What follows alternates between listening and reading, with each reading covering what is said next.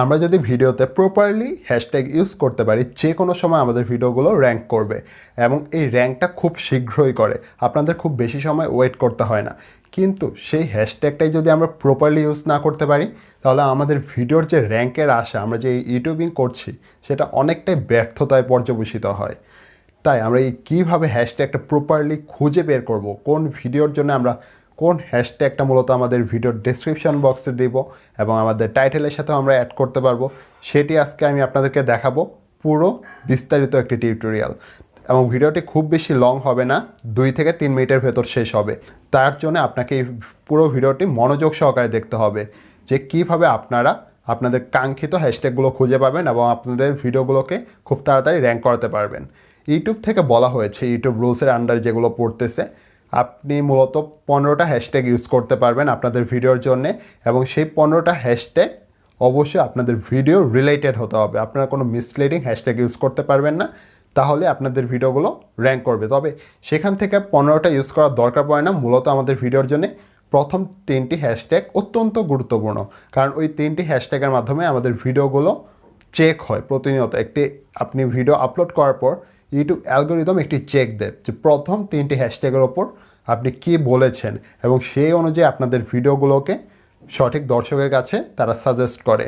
এবং হ্যাঁ, এই সাজেস্ট করার জন্য এই হ্যাশট্যাগুলো অত্যন্ত গুরুত্বপূর্ণ। তাই যে কোনো ভিডিও ছাড়ার আগে আপনাদেরকে অবশ্যই ইউটিউবে এন্ট্রি নিয়ে সেখানে সার্চ করতে হবে ওই বিষয়ের ওপর হ্যাশট্যাগ লিখে। আমি এখানে স্ক্রিনে দেখিয়ে দিচ্ছি। ধরুন আপনি একটি ভিউজ নিয়ে কোনো ভিডিও আপলোড করতেছেন বা এসইও নিয়ে আপলোড করতেছেন, তো ইউটিউব এসইও যদি লিখেন হ্যাশট্যাগ দিয়ে ইউটিউব এসইও, তো এটি লেখার পর আপনারা অনেকগুলো হ্যাশট্যাগ লিস্ট পেয়ে যাবেন।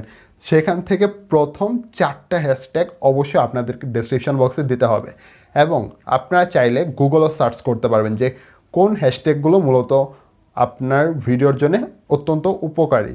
তো ওই হ্যাশট্যাগুলো আপনি যখন গুগল থেকে পাবেন, সেখান থেকে আপনার প্রথম 3টি হ্যাশট্যাগ আপনাদের ভিডিওতে দিবেন।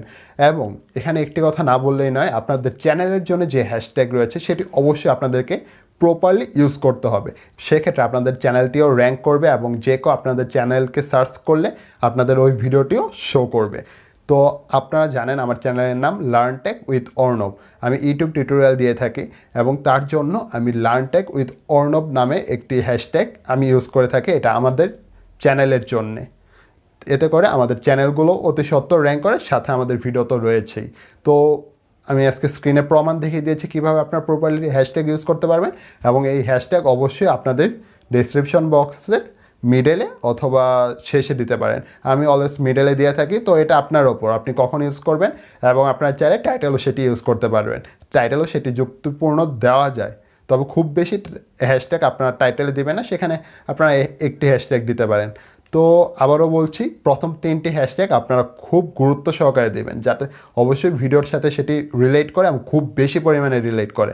এবং 15টা হ্যাশট্যাগ দেওয়া যায়, কিন্তু সে 15টা দিলেও আপনি যাতে খুব বেশি পরিমাণ আপনাদের ভিডিওর সাথে মিসলিডিং না করে, কারণ মিসলিডিং করলে আপনাদের ভিডিওতে অবশ্যই কপিরাইট স্ট্রাইক বা কমিউনিটি গাইডলাইন স্ট্রাইক চলে আসতে পারে। তাই এই বিষয়টি মাথায় রাখবেন।